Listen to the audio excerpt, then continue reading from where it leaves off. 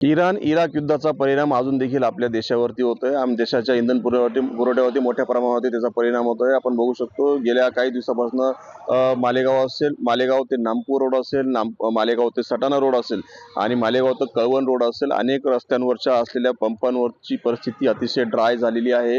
गेल्या काही महिन्याभरापासून बऱ्याच पंपांवरती पेट्रोल नसल्याने वाहनधारकांना मोठा मनस्ताप सहन करावा लागत आहेत आणि पिकं उत्पादन काढणीनंतरच्या हा मशागतीचा काळ आहे आणि त्याचा परिणाम देखील शेतकऱ्यांच्या मशागतीच्या याच्यावरती देखील होत आहे आणि त्या पार्श्वभूमीवरती अनेक पंपांवरती ड्राय असली अशी परिस्थिती या ठिकाणी निर्माण झालेली आहे. ज्या पद्धतीने वाहनधारकांना थेट मालेगावपासून तर नामपूर असेल म्हणजे सुरत हायवे पासून तिकडे असेल कळवणपर्यंत कुठल्याही प्रकारच्या या ठिकाणी वाहनांना या ठिकाणी पेट्रोल डिझेल उपलब्ध होत नसल्याने मोठा मनस्ताप या ठिकाणी सहन करावा लागतोय. नाशिक जिल्ह्यातील ग्रामीण भागामध्ये ज्या पद्धतीने शासनामार्फत देखील सांगण्यात येते की कुठल्याही प्रकारचा इंधनचा तुटवडा नाही, परंतु इंधनच्या तुटवड्याची परिस्थिती या ठिकाणी समोर येत दिसताना आपण बघू शकतो.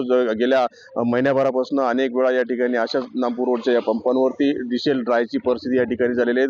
वाहनधारकांना थेट मालेगाव शहरामध्ये असलेल्या ठराविक पंपांवरतीच डिझेल किंवा पेट्रोल उपलब्ध होतं आणि त्याच्यामुळे ते त्या ठिकाणी रांगा लागतात आणि त्या परिस्थितीमध्ये इंधन तुटवड्याचा आधी देखील सामना करावा लागत आहे.